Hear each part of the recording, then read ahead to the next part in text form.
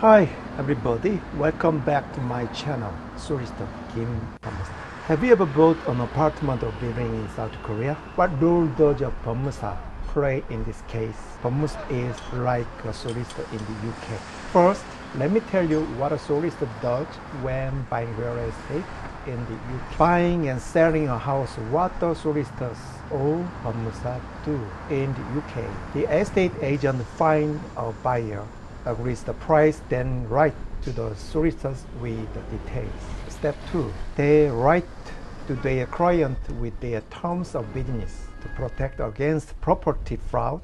You will have to provide ID to prove it really is you. You may also have to show how you acquired the money, so it is clear it's not the proceeds of crime.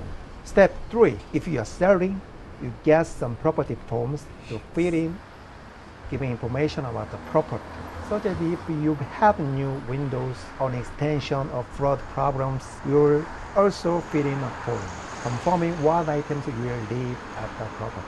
Step 4. The solicitor for the seller sends a draft contract, the property forms, and a copy of the deed to buyer solicitor. Step 5. On receipt of deed, the buyer solicitor will play detective, looking through the deeds and property forms and ensuring there are no discrepancies. They will check for any right of where you have over neighboring land, for example, a shared drive or shared back land. They'll look into right the neighbor may have over your property, for example, a right to use a shared path. They will check for private agreement indeed. They restrict you doing things such as building extension. They will also make sure the correct paperwork is in place for any new window electrical work and gas installation inquiries. Are they raised with the seller's solicitor to iron out any discrepancies? Step 6. Next, there are 3 usual searches carried out by a solicitor. A local search which reveals things such as building work done to the property, on environmental search which reveals whether the property may be built on contaminated land, and drainage in water search which shows where pipe runs and confirms whether the property is connected to the mains.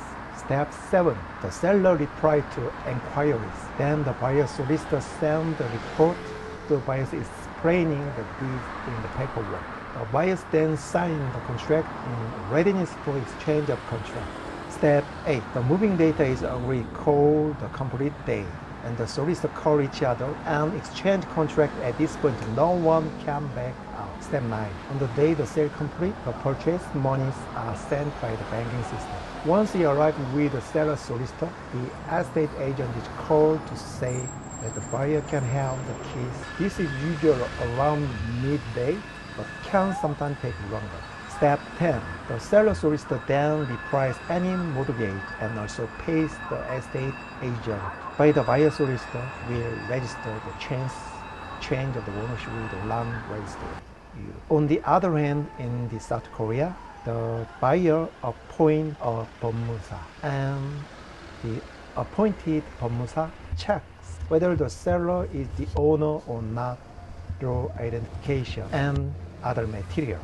And when all necessary documents for the registration of ownership transfer are in place, the buyer transfers the balance direct to the seller. If 법무사 does not confirm the person reasonable for registration, the ownership can be recovered at any time, as long as the will of the seller and the buyer are consistent.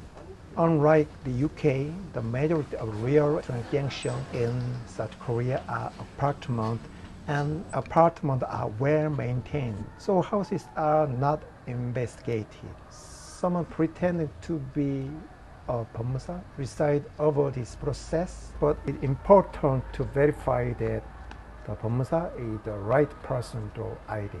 Finally, in the case of direct transaction between parties without going through estate agent, a 법무사 will carry out the sale contract and registration procedure. Thank you to watch my video. See you next time. Don't forget to like and subscribe. See you again. Bye bye.